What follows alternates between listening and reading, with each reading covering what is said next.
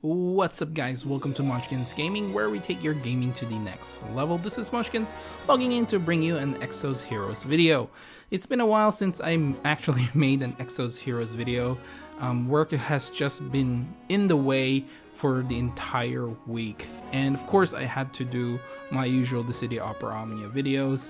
I did manage to pre-record all those, but for Exos Heroes, it's kind of hard to do any pre-recorded stuff, seeing as we don't actually know what banners are coming.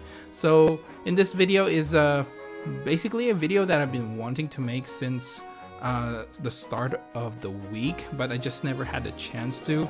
I was just so tired after work. So I do apologize that this video is late, or as you guys are seeing, these are PvP videos from last week.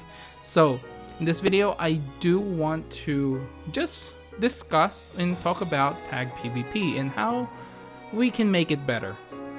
Now, in all honesty, I guess I should start by saying that I actually did like tag PvP before, and that's mainly because it opened up a lot of different strategies for different teams, not just Dragon Blood teams.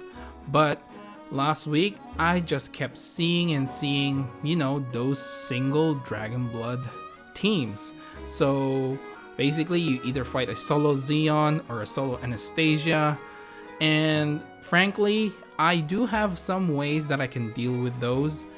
But sometimes, you know, if they block or they don't get status affected, it just makes things so much harder. And you know, chances are you're gonna lose, especially you are using your main team against their main team. And of course you can circumvent around that, use your main team for one of the solos, and your second team hopefully is strong enough to take down a solo Dragon Blood character. But if you aren't strong enough to do that with your second team, then basically you're, you know, effed. So in today's video, I want to just list a few things that can make tag PvP better, and in some way, indirectly, I guess, nerf the solo teams. And honestly, the number one thing that I want to talk about in how to make this tag team PvP better is basically allowing, or making players, making players have full teams in order to participate in tag PvP. This will, like I said earlier, indirectly nerf the solo Dragon Blood teams, because now you have other characters that you can attack, not just the bloody Dragon Blood character. So this way you can get some mana for your DPS characters, and you can nuke that Dragon Blood character down. And as we all know, that is the best way to basically take down a Dragon Blood character, which is to nuke them. And let's be honest, there's a lot of nuker characters, but they do need the mana, and we just don't have enough characters that can, at least at the time of this recording, that can provide a lot of mana outside of FC Annie, and of course, to a lesser extent, I do believe Rachel can provide 1 mana for the back row. And you know, there's just not a lot of characters out there that can take advantage of this. So I think making players have full team, this will just make PvP a little bit better, and will de-incentivize people from just bringing one character. Well, I guess this fully stops them from just bringing one character in tag PvP. I think this will just make party composition a little bit better. Now, the second thing that I want to talk about is more of a quality of life thing, which is hopefully the devs in the future can make a dedicated attack and defense team. You have probably seen this in a lot of different games that have PvP. To name on top of my head, I do know Hero Kantare, which was a game that I used to play, had a dedicated attack and defense team inbuilt in the game. So you don't have to keep switching characters for your attack and defense. And let's be honest, there are people who are like that. I'm not one of those people that keep on switching my attack and defense team. I may just switch my characters around in terms of making my whole party composition better, but then I will leave my attack team and defense team the same thing. So basically, I think a lot of people will actually appreciate this. And let's be honest as well, that there are better characters that would be better in your defense team than in your attack team. So, you know, you probably want a more offensive formation for your attack team, and for your defense team, maybe a balance, or maybe a defense team. Maybe later down the line, there are characters who are better defensively that can protect your points moving forward.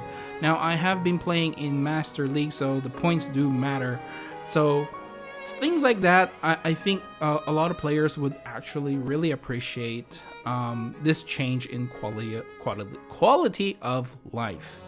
Now, the third thing, and probably the final thing that I really want to talk about in shaking up the tag team PvP, or maybe just PvP in general, I guess this can work as well, is probably for devs to highlight characters each week. So these highlighted characters will have some sort of like 20 to 30% buff on their stats. Probably not best to put the banner characters here, but I guess they can also work depending on what type of characters they are. But I was thinking more on the lines with the legendary characters, getting like a 20 to 30% buff, or maybe even less if you let's take into account what they've been doing, like, you know, with the what's the mechanic called again when you use your solar seals to release like rare heroes as extra stats to make them a little bit equivalent. So I think they were on the right step there, but I think if we can highlight a little bit more of the, you know, legendary heroes as well, or maybe even just rare heroes to increase their stats. So this would incentivize players to maybe make a team around those certain characters for that week, and maybe players will find out how good that character is, you know, if it's in the same level field as maybe a fated character or a fate core character. So I guess those are my thoughts about tag PvP or PvP in general. Hopefully you guys find this video a little bit entertaining. It's not my usual video to make some discussion videos, but I think I want this game to get better. I really love this game, and I really like playing it.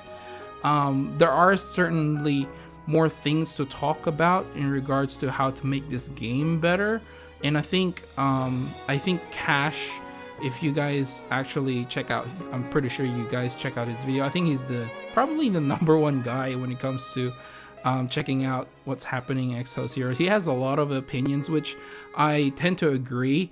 But I think this is something that probably he may have touched on, but I'm not 100% sure. So that's why I'm making this video. I just want tag PvP to be a little bit better down the line. And like I said, I really liked tag previously, but the appearance of these single, you know, Dragon Blood characters in one team is really annoying.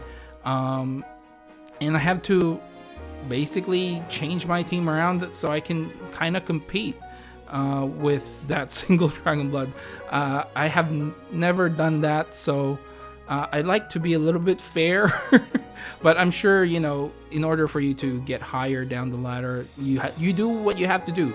So you do you, boo-boo. But to me, I think this is kind of not the way to go around this, because like I said, these are tag teams. It's teams. There should be multiple characters in that team, you know. So anyway, those are just my thoughts once again.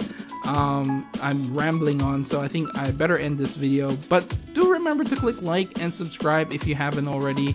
It does help my channel. I really do appreciate it, and helps with the little YouTube algorithm as well. And if you hit that subscribe button and hit that bell button, you won't miss a video on my channel, and you may see Exos Heroes video from time to time. Also, while you're there, you might as well follow me on Twitter and on Facebook as well at Munchkins Gaming. This is Munchkins logging off. Thank you very much for watching once again, and I'll see you guys in the next level.